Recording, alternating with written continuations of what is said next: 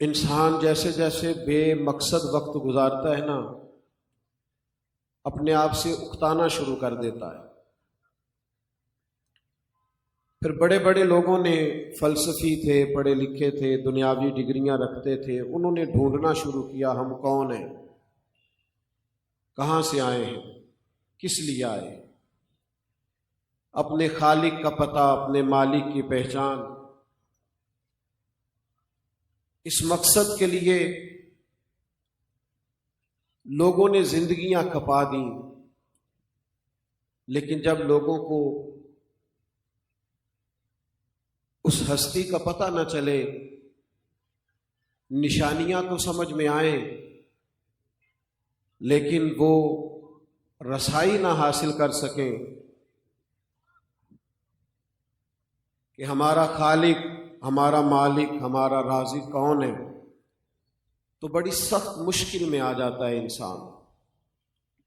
آپ دیکھیے یورپ کے اندر الحاد بڑھ گیا ہے،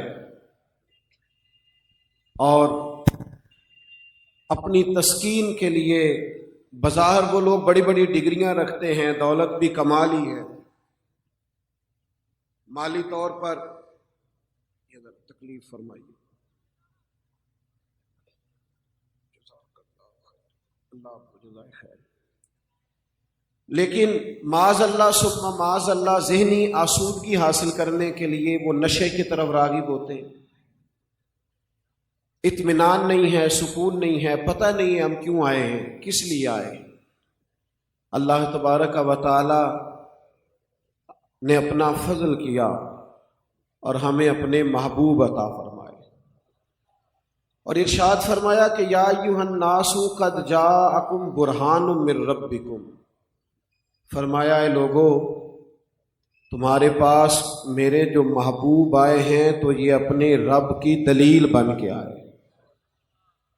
نبی کریم صلی اللہ تعالی علیہ وآلہ وسلم کی ذات وہ کامل، مکمل اور اکمل برہان ہے اللہ کی ذات کی، کہ اب جو بھی معرفت الہی پانا چاہے گا، جو بھی اللہ تک پہنچنا چاہے گا، جو اپنے خالق کو، مالک کو، رازق کو پہچاننا چاہے گا، اس کے پاس صرف اور صرف ایک ہی ذریعہ ہے کہ وہ دروازہ مصطفیٰ تک جائے۔ نبی کریم علیہ السلام کی بارگاہ تک جب لوگ پہنچ جائیں گے تو سرکار کے ظاہری جلوے، حضور کا اخلاق عالیہ، نبی پاک علیہ السلام کی عظیم تعلیمات اسے اس بات کی طرف راغب کر دیں گی، اس کی توجہ ہو جائے گی کہ نبی کریم صلی اللہ تعالی علیہ وسلم اللہ تبارک و تعالی کی کامل، اکمل اور مکمل برہان بن کر دنیا میں تشریف لائے۔ ماشاءاللہ قاضی صاحب قبلہ تشریف لے آئے ہیں، آپ کو بڑی شفقت ہے تشریف لے۔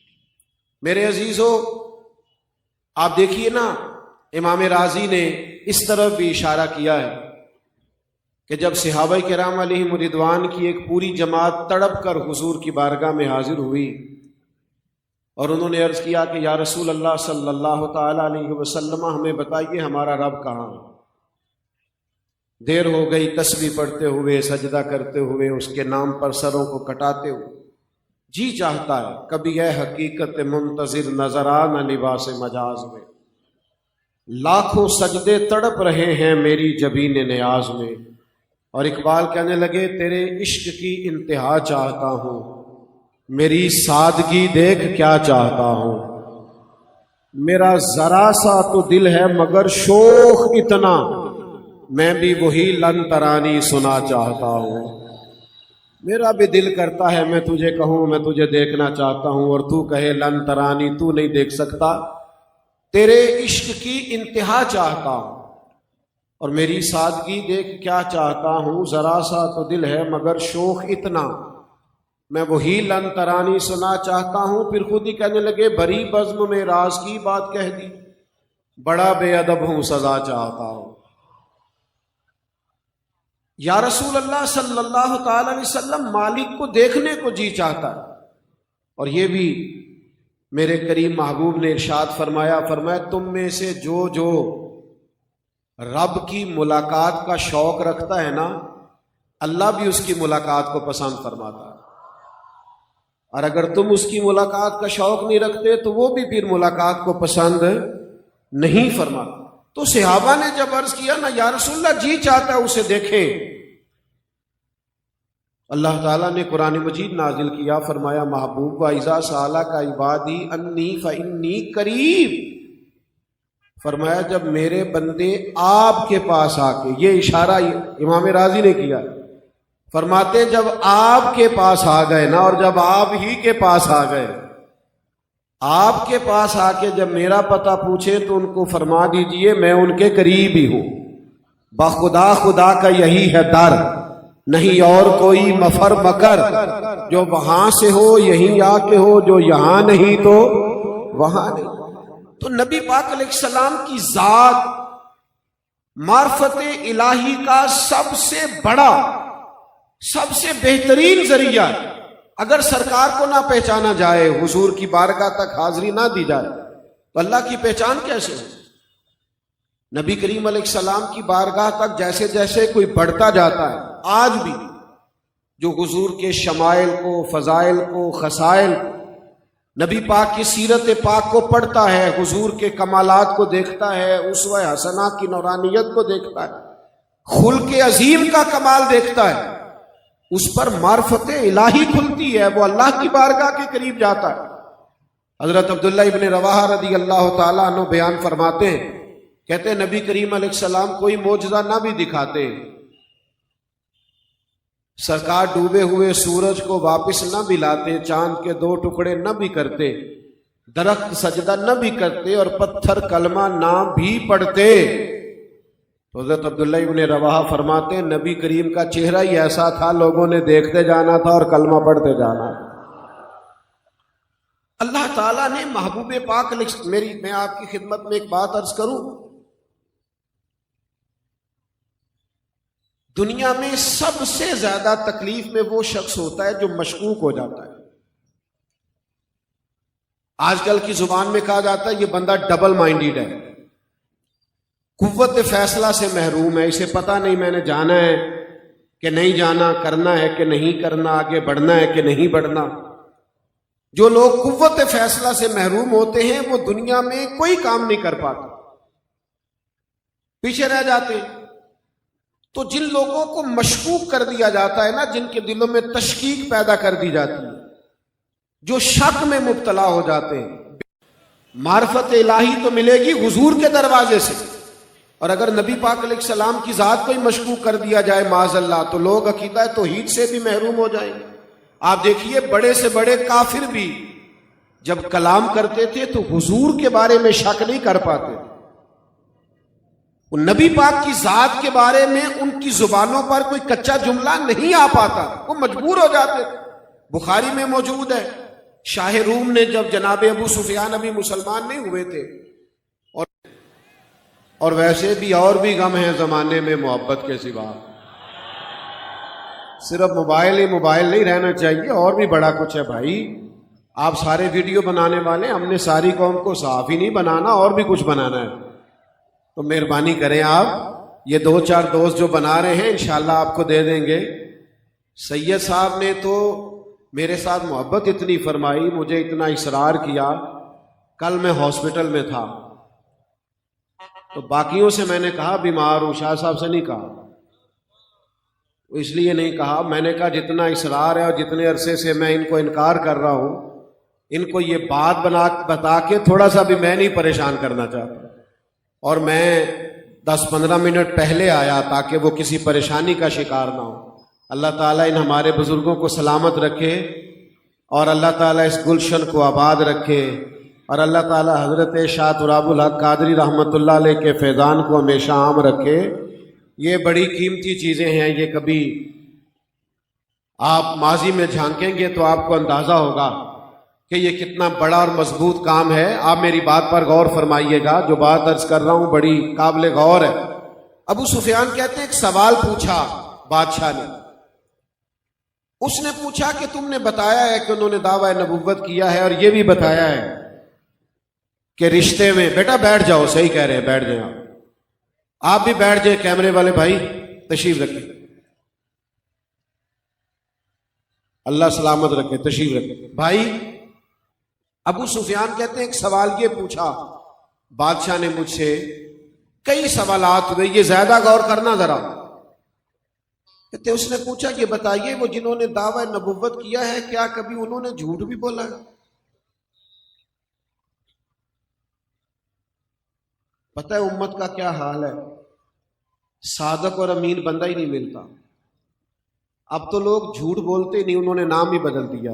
اب لوگوں نے جھوٹ کا نام بہانہ رکھ لیا، جس طرح غیبت کا نام بدل کے گپ شپ رکھ لیا ہے نا، گناہوں کے نام بدل لیے۔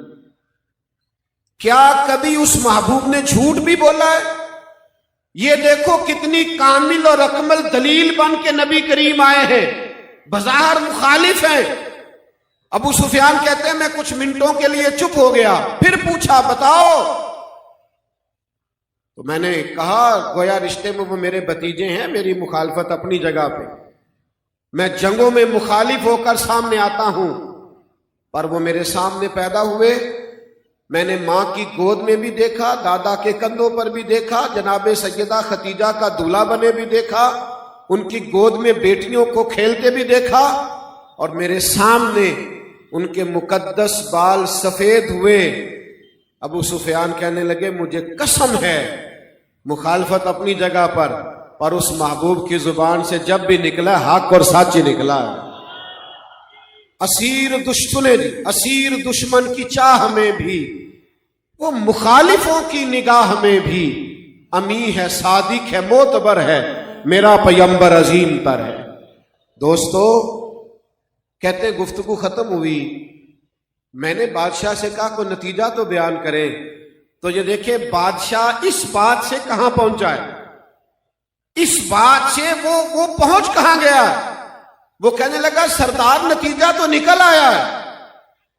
جس بندے نے کبھی بندوں سے جھوٹ نہیں بولا، وہ بھلا یہ والا جھوٹ کیوں بولے گا کہ میں اللہ کا رسول بن کے آیا ہوں؟ اگر یہ سچ ہے کہ وہ ہمیشہ سچ بولتے ہیں، تو پھر ان کی یہ بات بھی سچ ہے کہ میں اللہ کا رسول۔ میرے بھائیوں، حضور کی معرفت، نبی پاک کا پیار، نبی پاک سے وابستگی، آپ کو پتہ ہے بڑی محنت کی ہے ہمارے بزرگوں نے ہمیں نبی پاک کا دیوانہ بنانے کے لیے، بڑی مشقت کی ہے۔ ہر دوسری بات عشق رسول کی، ہر تیسرا جملہ ادب رسول کا، انہوں نے بڑی محنت کی۔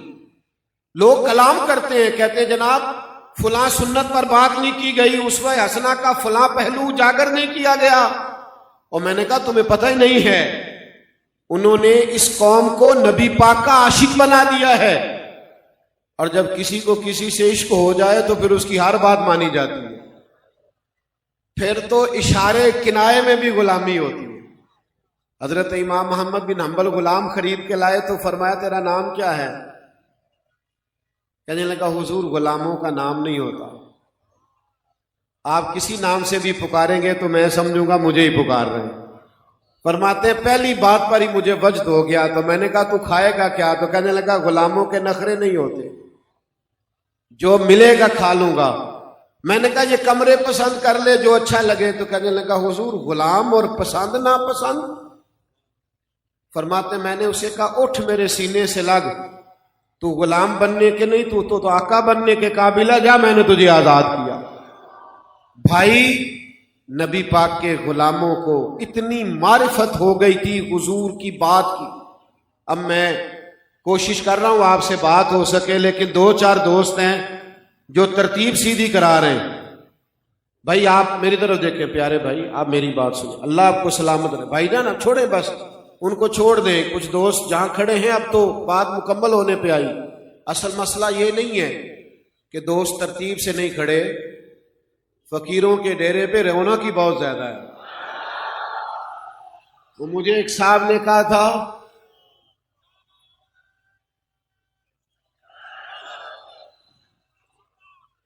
دیکھیں نا رونق کی بڑی ہے، وہ دیکھیں تا حد نگاہ تک لوگ ہی لوگ ہیں، تو اقلیتوں کو سنبھالا جا سکتا ہے، اکثریتیں اتنی جلدی جمع کرنا مشکل کام ہے۔ ارے میں گسارو سویرے سویرے خرابات کے گرد پھیرے بپھیرے، کبھی اس طرف بھی گزر کر تو دیکھو بڑی رونقیں ہیں فقیروں کے ڈیرے۔ یہ رونق کی بڑی لگی ہوئی ہے تو کیسے کنٹرول کیا جائے؟ بہرحال آپ چھوڑ دیں جی، یہ چپ کرانے والے چپ کر دیں، سنیں بس بات سنیں، آپ چھوڑیں، آپ میری طرف دیکھیں۔ بھائی نبی پاک علیہ السلام سے جب پیار ہو گیا نا صحابہ کو، وہ سمجھ گئے، تو پھر تو حال یہ تھا کہ حضرت سعید رضی اللہ تعالیٰ عنہ نماز پڑھ رہے ہیں، تو سرکار نے آواز دی، تو کہتے ہیں میں جلدی سے نماز مکمل کر کے حاضر ہوا، جامع ترمذی میں موجود ہے۔ سرکار نے فرمایا بلایا تو آئے نہیں، عرض کی یا رسول اللہ نماز پڑھ رہا تھا، تو فرمایا تم نے اللہ کا فرمان نہیں پڑھا، جب رب رسول بلائے تو فوراً حاضر ہو جاؤ۔ نہیں، نماز چھوڑ کے آنا چاہیے۔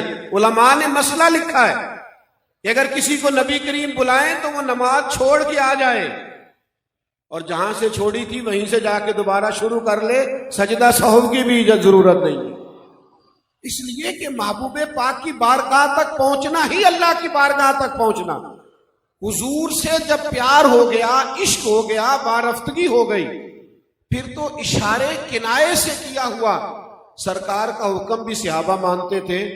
ابھی ہم آپ کو کہہ رہے ہیں نا ذرا بیٹھ جائیں، اور بار بار کوشش کر رہے ہیں کہ مجمع کنٹرول میں آئے، لیکن تعداد بہت زیادہ ہے۔ اسی طرح حضور خطبہ جمعہ ارشاد فرما رہے ہیں، کبھی کبھی کہنا پڑ جاتا ہے نا، ہمارے مجمع کی تو مثال نہیں دی جا سکتی، بلا مثال و بلا تشبیہ، وہ تو سرکار کا مجمع پاکیزہ۔ تو سرکار نے نا ایک صحابی کھڑے ہو گئے تو ان سے فرمایا بیٹھ جائیے، بیٹھ جائیے، تو وہ اکیلے سے کہا بیٹھ جائیے۔ ایک مسجد کے دروازے تھے، وہ وہیں بیٹھ گئے۔ ایک قبیلہ بنو غنم میں تھے، وہ وہیں بیٹھ گئے۔ تکمیل نماز پر سرکار نے فرمایا آپ کہاں تھے، آپ کہاں تھے، آپ کہاں تھے؟ یا رسول اللہ وہ آپ کی آواز آئی تھی بیٹھ جاؤ تو بیٹھ گئے؟ فرمایا آپ سے تو کہا ہی نہیں، آپ سے تو کہا ہی نہیں، میں نے تو فلاں سے کہا تھا۔ یا رسول اللہ آپ نے نام تو نہیں نہ لیا، ہم نے نہ کبھی قطرے پہ غور کیا اور نہ دریا دیکھا، بس جہاں تیری جھلک دیکھی وہیں ڈوب گئے۔ شیر پنجابی کا ہے، اور آپ کو سمجھ آ گیا تو ٹھیک ہے، نہ بھی آیا تب بھی ٹھیک ہے۔ ایک درویش نے کہا تھا سانو قید سجن دا گہنا ہے، او جینج رکھے ایسا اونج رہنا ہے۔ دوستو نبی کریم کی غلامی اختیار کرے۔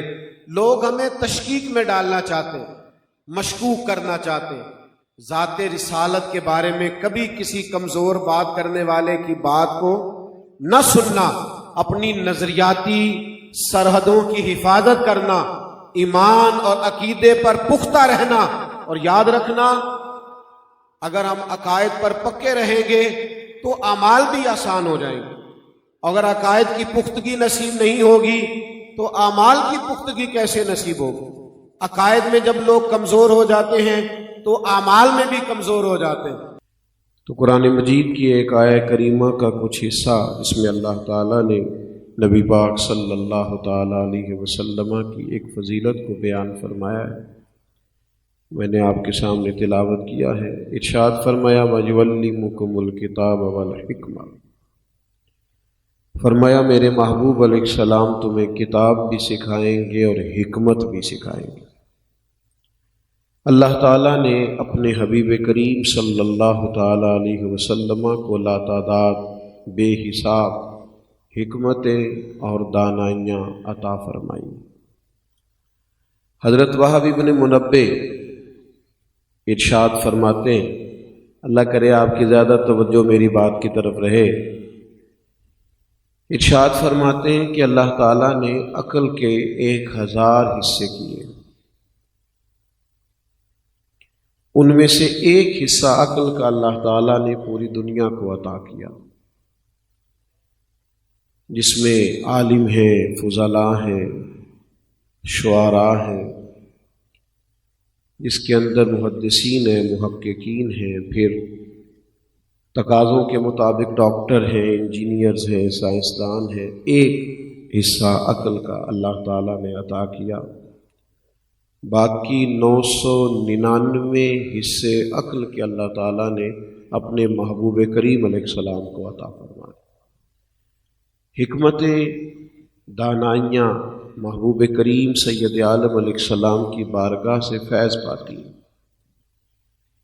انسان زندگی میں جہاں بھی ہو اور جس مقام پر بھی ہو اور وہ جو کچھ بھی کر رہا ہو، ایک تو یہ ہے کہ کسی تنظیم کو، جماعت کو، قبیلے کو، خاندان کو وہ لیڈ کر رہا ہو، کسی ادارے کو چلا رہا ہو، وہ تو ایک بڑا منصب ہے، لیکن ایک گھر کو چلانے کے لیے بھی انسان کو حکمت کے ساتھ اور دانائی کے ساتھ وقت گزارنا نہایت ضروری ہے۔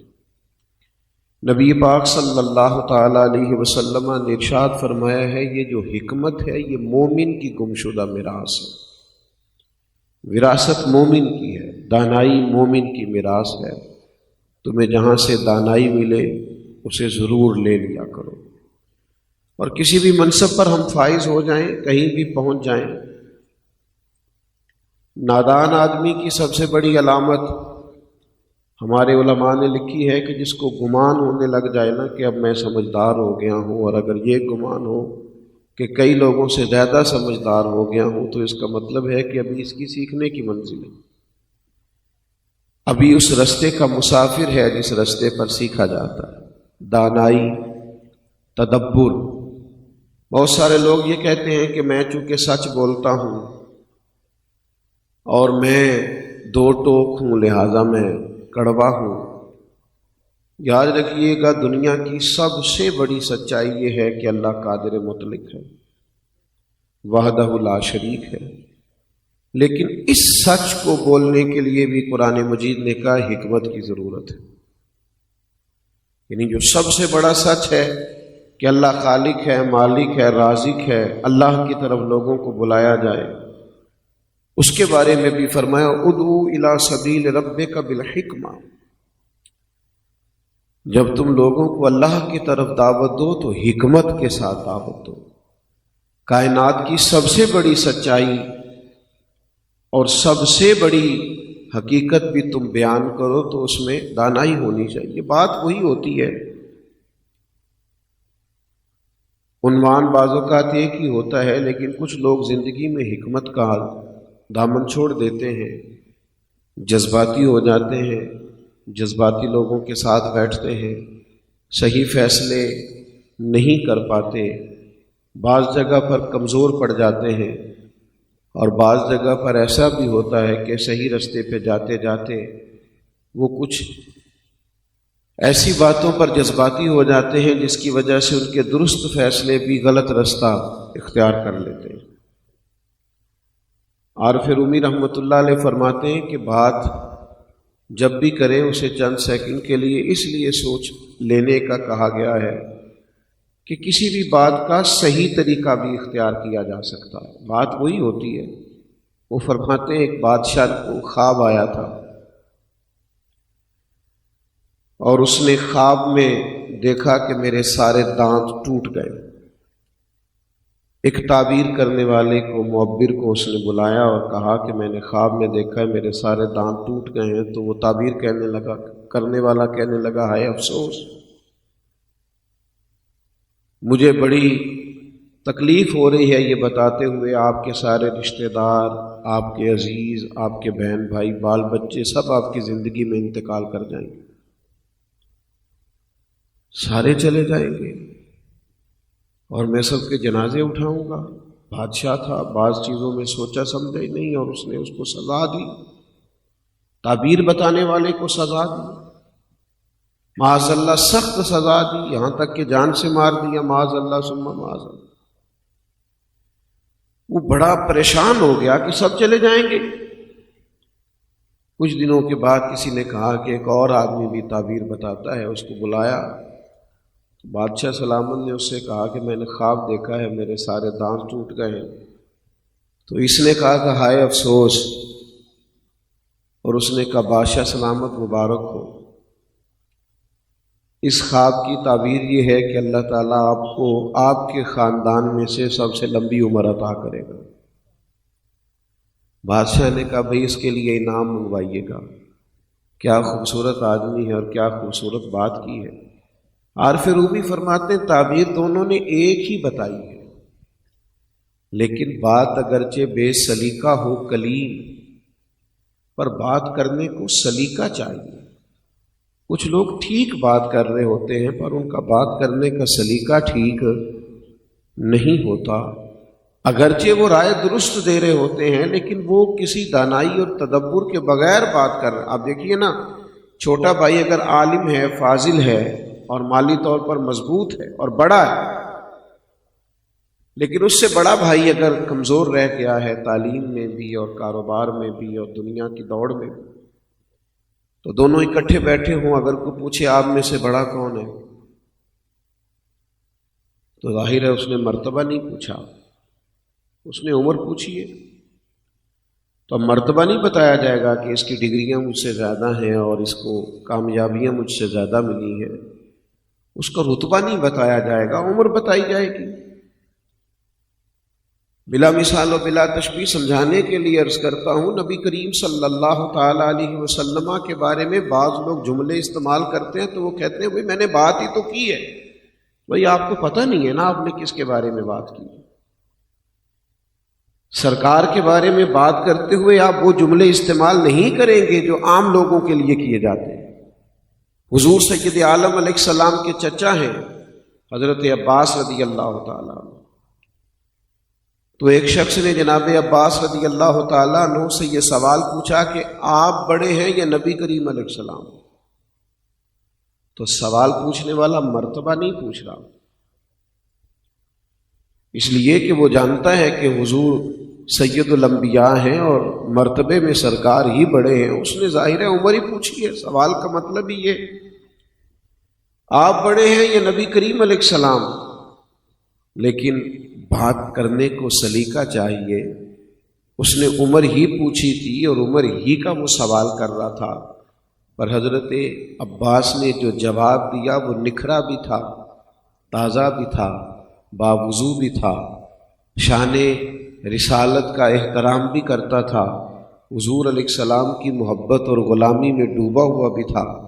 حضرت عباس چچا ہے، لیکن چچا ہو کہ پوچھنے والا کہتا ہے آپ بڑے ہیں یا سرکار؟ تو اس شخص سے فرمانے لگے بڑے تو سرکار ہی ہیں، بس پیدا پہلے میں ہوا تھا، پیدا پہلے میں ہوا تھا۔ بات کو اگر سلیقے سے کیا جائے، دانائی سے کیا جائے، حکمت سے کیا جائے، بعض اوقات زندگی میں کچھ مواقع ایسے بھی آ جاتے ہیں کہ کچھ لوگوں کے ذہنوں پر سوال کھڑے ہو جاتے ہیں، وہ سوال پوچھنا چاہتے ہیں۔ ہمارے ہاں یہ ہوتا ہے کہ یا تو ڈانٹ دیا جاتا ہے سوال کرنے والے کو، یا پھر یہ کہ اس سے مطمئن کرنے کی بجائے اس سے جان چھڑائی جاتی۔ سوال پیدا ہونا برا نہیں ہوتا، اس کا جواب نہ ہونا یہ خطرناک ہوتا ہے۔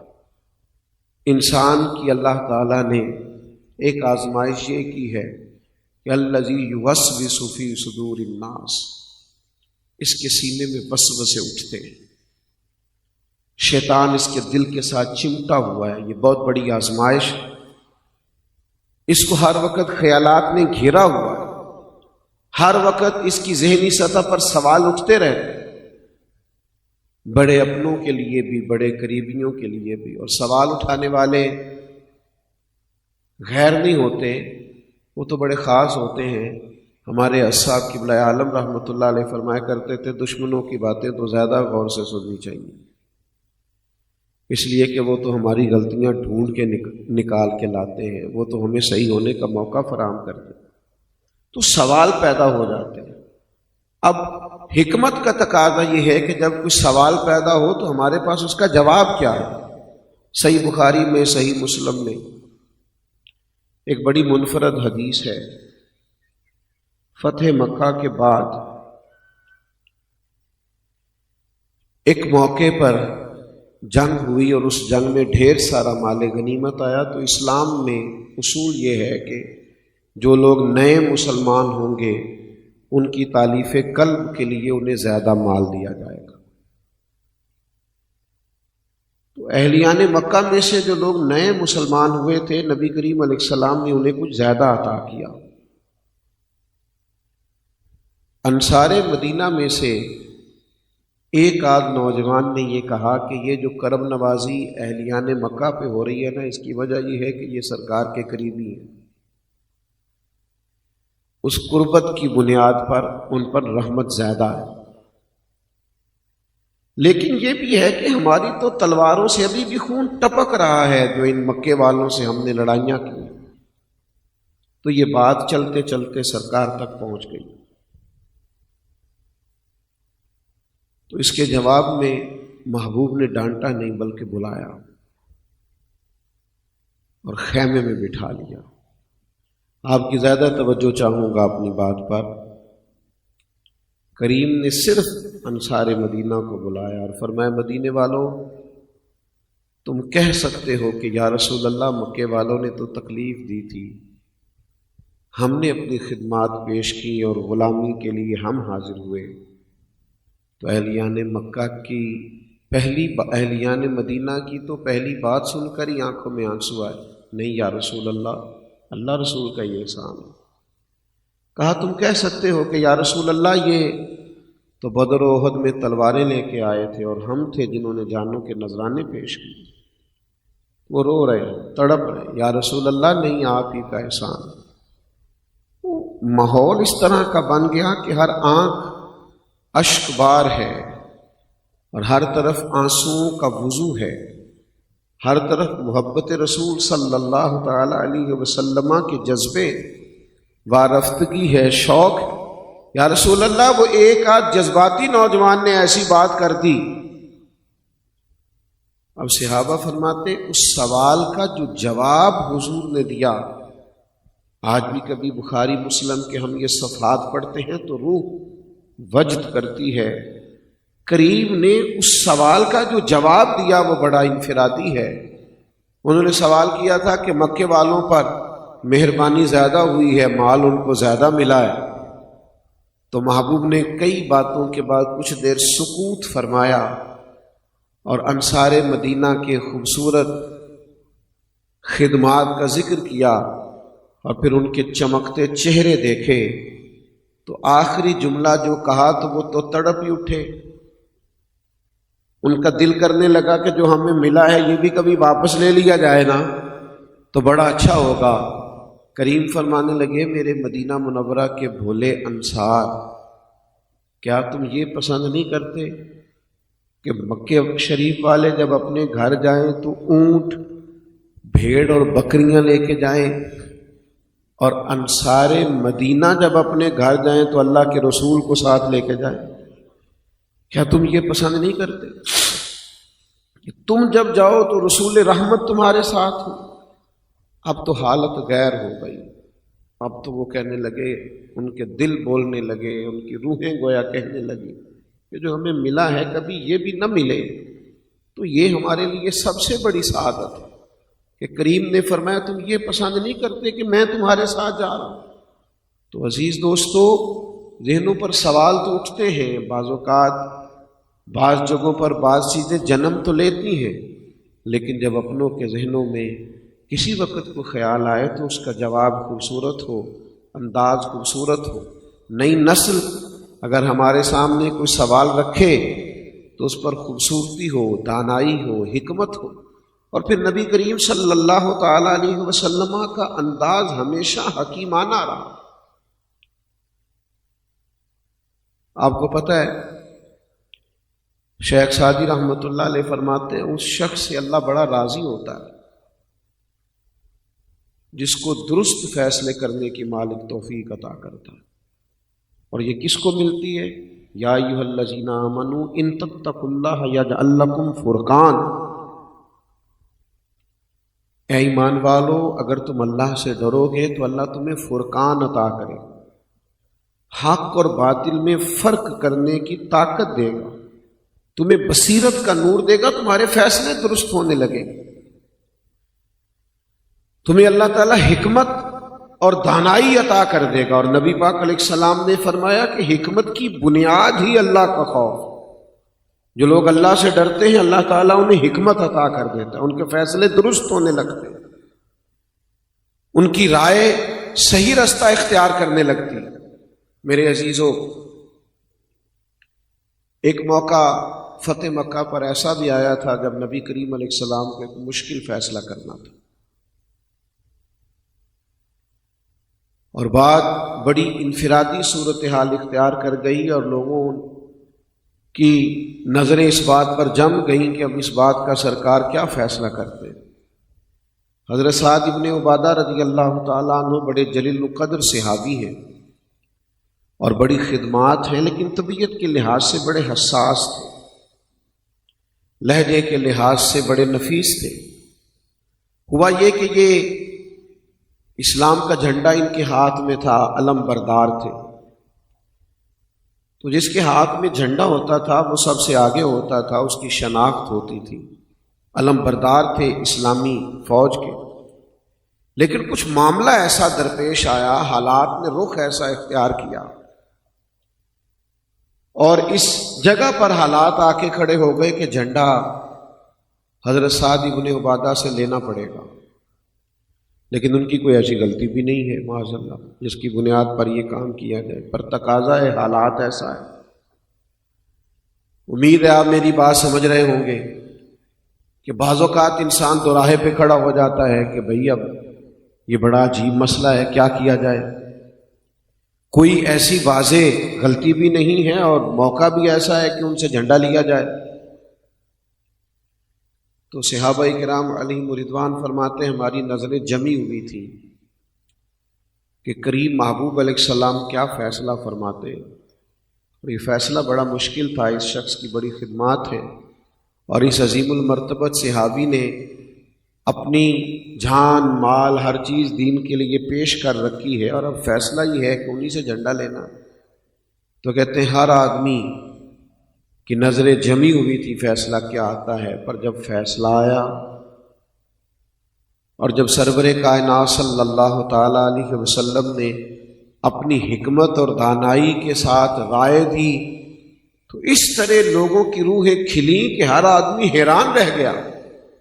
حضور سید عالم علیہ السلام نے فرمایا کیا سعد ابن عبادہ سے جھنڈا لینے کی بات ہے تو لے لیتے ہیں،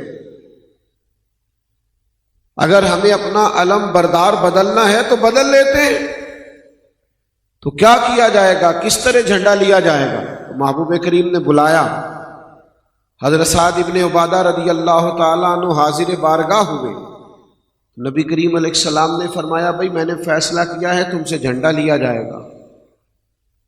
انہوں نے یوں نظریں اٹھائیں، اس سے پہلے کہ وہ کوئی سوال عرض کرتے کریم فرمانے لگے میں نے فیصلہ کیا ہے کہ جھنڈا آپ سے لیا جائے گا اور آپ کے بیٹے کو دیا جائے گا۔ کسی باپ کے لیے اس سے بڑھ کر کوئی خوشی کا موقع نہیں ہوتا کہ اس کی زندگی میں ہی اس کا بیٹا ان کاموں کو سنبھالنے لگے جو وہ اپنی زندگی میں کرتا ہے۔ وہ بات جس سے حضرت سعد ابن عبادہ بڑے پریشان ہو سکتے تھے اور جس سے انہیں بڑی تکلیف ہو سکتی تھی، اسی بات نے انہیں خوش کر دیا۔ ان کا چہرہ تو کھل اٹھا، یا رسول اللہ میرا بیٹا؟ تو محبوب نے فرمایا ہاں میں نے یہ فیصلہ کیا ہے کہ اب یہ جھنڈا تمہارا بیٹا سنبھالے گا۔ حضرت سعد ابن عبادہ رضی اللہ تعالیٰ عنہ خوش ہو گئے، ان کا چہرہ خوشی سے کھلا اٹھا۔ عزیز دوستو، زندگی میں تدبر، بردباری، حلم اور ٹھہراؤ اور تھوڑا چیزوں کو دیکھنا اور تھوڑا سامنے والے کے مقام پر بیٹھ کر سوچنا اور تھوڑا کچھ دیر کے لیے رکنا اور انسانوں کو موقع دینا اور لوگوں کو سنبھلنے کا ٹائم دینا، ہمارے ہاں جذباتی فیصلوں نے، جذباتی رائے نے، چھوٹی چھوٹی باتوں کے اختلاف رائے کی وجہ سے بڑی بڑی باتوں کے ہو جانے نے بہت ساری محبتوں کو دور کر دیا، بہت ساری چیزیں بٹنے لگ گئی، بہت سارے قریبی لوگ دور ہٹنے لگ گئے۔ ہمیں کچھ ایسا کرنا چاہیے کہ دانائی کے ساتھ معاملات زندگی، یہ ہمارے بچے، ہمارا آنگن، ظاہر ہے والد کی یہ خوشی ہوتی ہے کہ میرا گھر میں جتنے بھی بچے ہیں وہ بڑی خوبصورتی کے ساتھ آگے بڑھیں۔ یہاں بھی نبی کریم علیہ السلام نے دانائی کا کہا۔ انسان کا اپنے دل پر قابو نہیں ہوتا، کئی دفعہ کسی بچے سے زیادہ محبت ہو جاتی ہے، زیادہ پیار ہو جاتا ہے، وہ لائق ہے، وہ سمجھدار ہے، وہ پڑھائی میں تیز ہے، وہ فرما برداری میں آگے ہے، لیکن اللہ کے حبیب علیہ السلام نے اولاد میں عدل کرنے کا کہا۔ جب ایک صحابی نے اپنے لائق اور فرما بردار بیٹے کو گھوڑا خرید کے دیا اور عرض کی کہ یا رسول اللہ میں نے اسے گھوڑا خرید کے دیا ہے، تو محبوب نے فرمایا دوسرے والے کو بھی دیا ہے؟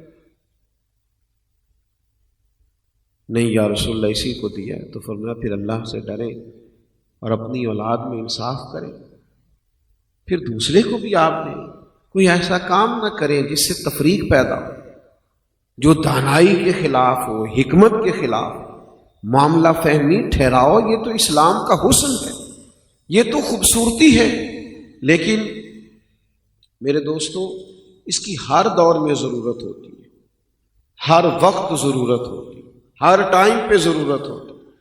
اور وہ چونکہ ہمارے ہاں بعض لوگ طے کر لیتے ہیں کہ سب سے زیادہ سمجھدار میں ہی ہوں، وہ چونکہ چار پانچ لوگ جو ہوتے ہیں وہ ان کی بات میں بیچارے ان کا جی کرنا مجبوری ہوتا ہے، تو وہ 10-12 لوگوں نے جی کر دی، چاہے مروت میں کر دی، تو ان کو سچ مچ سمجھ میں آ جاتا ہے کہ میں شاید وہ سمجھدار آدمی ہوں، اور اس غلط فہمی کی وجہ سے کئی دفعہ وہ کئی غلط فیصلے کر بیٹھتے ہیں۔ اگر تدبر، حکمت، دانائی اس کو سمجھا جائے، حدیبیہ کے موقع پر نبی کریم علیہ السلام کے ساتھ 1400-1500 صحابہ ہیں اور سب نے احرام باندھ رکھے۔ اب یہ کہ قریش نے روک لیا ہے اور فیصلہ یہ ہوا ہے کہ یہ احرام کھول دیے جائیں گے اور واپس جایا جائے گا۔ یہاں تو بھئی فلائٹ لیٹ ہو جاتی ہے تو لوگ تکلیف میں کا شکار ہو جاتے ہیں، اور اعصاب شکن لوگوں کے جذبات ہوتے ہیں کہ یہ اب احرام باندھا ہوا ہے اور اس کو کھولیں گے اور اب واپس جائیں گے، تو ہر آدمی سوال کھڑا کرے گا کہ آپ واپس لوٹ آئے اور آپ تو گئے تھے اور آپ مل کے گئے تھے، اور یہ تو بار بار ہر آدمی کو سوال کا جب مشکل کام ہے۔ آپ مشورہ جب کرتے ہیں نا تو مشورے میں بعض اوقات اس آدمی کی بات بھی قبول کر لی جائے، غور کر لیا جائے، اس کے بارے میں شاید آپ کا خیال یہ ہے کہ میں اس سے زیادہ سمجھدار ہوں، لیکن اللہ تعالیٰ کس وقت کس کے دل میں کوئی بات ڈال دے۔ سرکار کو اللہ تعالیٰ نے سب سے زیادہ عقل عطا فرمائی، لیکن جب کریم نے فرمایا نا صحابہ سے کہ احرام کھول دو، مشکل تھا، تڑپ رہے تھے جذبات حرم مکہ کو دیکھنے کے لیے۔ جو لوگ سالوں کے بعد جائیں یا خدا نخواستہ کسی پابندی کے بعد جائیں یا کسی مجبوری کے بعد جائیں اور سالوں کے بعد بیت اللہ کو دیکھیں، ان کی کیفیت کیا ہوگی؟ یہ سالوں کے بعد لوٹ رہے تھے، تو تلاطم تھا جذبات کے اندر۔ تو اب احرام کھولنا، سرکار نے اشارتاً کہہ تو دیا احرام کھول دو، لیکن وہ اٹھ رہے تھے اور ان کا ماحول اور ان کی وہ تڑپ، تو محبوب اپنے خیمے میں گئے تو ام المومنین جناب صفیہ رضی اللہ تعالیٰ عنہ، ام المومنین ایک تشریف فرما تھی، تو سرکار نے ان سے فرمایا میں نے ان سے کہا ہے احرام کھول دو، لیکن بعض لوگ بیچارے اس طلب اور تڑپ میں ہیں بیت اللہ شریف جانے کی۔ تو انہوں نے عرض کی یا رسول اللہ اگر اجازت دیں تو ایک چھوٹی سی بات عرض کروں۔ تو کریم نے فرمایا کہیے۔ تو جناب صفیہ ام المومنین عرض کرنے لگی یا رسول اللہ صلی اللہ تعالیٰ علیہ وسلم، اگر آپ ان کے سامنے احرام کھول دیں گے نا تو حضور یہ غلام آپ کی ہر ادا پہ جان دینے کو تیار ہے، چونکہ آپ نے ابھی احرام باندھا ہے۔ محبوب آپ کا احرام جب یہ آپ کو سلے ہوئے کپڑے پہنے دیکھیں گے، کچھ نہیں کہا میرے کریم نے، باہر جا کے دوبارہ ارشاد نہیں فرمایا، بس محبوب کپڑے پہن کر باہر تشریف لے گئے۔ تو جیسے ہی محبوب کو لباس بدلے ہوئے دیکھا، سب نے لباس بدل لیے۔ ہم نے نہ کبھی قطرے پہ غور کیا اور نہ دریا دیکھا، بس جہاں تیری جھلک دیکھی وہیں ڈوب گئے۔ دوستو دانائی، حکمت، معاملہ فہمی، اس سے اپنی چیزوں کو لے کے دیکھیے، زندگی میں ہمیشہ کامیاب ہونا بھی کوئی کمال نہیں ہے۔ کسی موقع پر جب انسان کو خدا نخواستہ کہیں ناکامی ہوتی ہے تو وہ بھی اسے سیکھنے کا موقع دیتی ہے۔ حضرت رومی رحمت، بس میں اپنی بات سمیٹنے لگا ہوں، توجہ فرمائیے گا۔ حضرت رومی فرماتے ہیں کہ جب آپ کو زندگی میں کہیں ناکامی ہوتی ہے تو اللہ آپ کو موقع دیتا ہے کہ آپ اپنی غلطیوں کو چنیں، آپ تلاش کریں کہ کہاں کہاں مجھ سے سستی ہوئی، غفلت ہوئی، دیر ہوئی، کہاں کہاں میں فعال نہیں تھا تو یہ حالات ہوئے۔ لیکن جذباتی نہ ہو، شدت طبیعت میں پیدا نہ ہو، بڑی جلدی ہاتھ پیر نہ پھولنے لگے، انزائٹی، ڈپریشن، ٹینشن اور لا یعنی اور بے معنی باتیں، اور ابھی کچھ ہوا ہی نہیں لیکن لوگ ساری باتیں کہہ دیتے ہیں اور آخری حد تک سوچنے کو پہنچ جاتے ہیں ہم اللہ کے بندے ہیں، نبی کریم علیہ السلام کے غلام ہیں، اچھی امیدیں، اچھی خواہشات، خوبصورت جذبات اور لوگوں کے بارے میں اچھا گمان اور اچھی رائے اور دوسروں کو قبول کرنے کے لیے اچھا جذبہ، یہ کشادہ روی کو پیدا کرتا ہے۔ انسان کے لیے سفر کرنا آسان ہو جاتا ہے، زندگی میں اسے اللہ کی بنائی ہوئی مخلوق خوبصورت لگنے لگتی ہے۔ کبھی تدبر کا دامن نہ چھوڑیں، ہر موقع پر، ہر ٹائم حکمت کا، دانائی کا مظاہرہ کرنا، ہاں مشورہ کرنے کے لیے ضرور سمجھدار لوگوں کا انتخاب کریں۔ حضرت مولا علی شیر خدا رضی اللہ تعالیٰ عنہ نے امام حسن رضی اللہ تعالیٰ عنہ سے فرمایا تھا، بیٹا 3 لوگوں سے کبھی مشورہ نہیں کرنا۔ ایک تو بزدل آدمی سے کبھی مشورہ نہیں کرنا، اس لیے کہ جو خود بزدل ہوتا ہے وہ تمہیں کبھی بہادر نہیں کرے گا۔ اور دوسرا فرمایا جو آدمی حریص ہو، لالچی ہو، اس کا دل آزاد نہیں ہوتا، وہ بیچارہ ہر وقت لالچ کے پھندے میں پھنسا ہوا ہوتا ہے، اس سے مشورہ نہیں کرنا۔ اور تیسرا فرمایا بخیل سے مشورہ نہیں کرنا، اس لیے کہ جس کا دل بڑا نہیں ہوتا اس کا ذہن بھی بڑا نہیں ہوتا۔ ایسے لوگوں سے مشورہ نہ کرنا، باقی مشاورت کرنا تمہیں خیر والا آدمی اگر مل جائے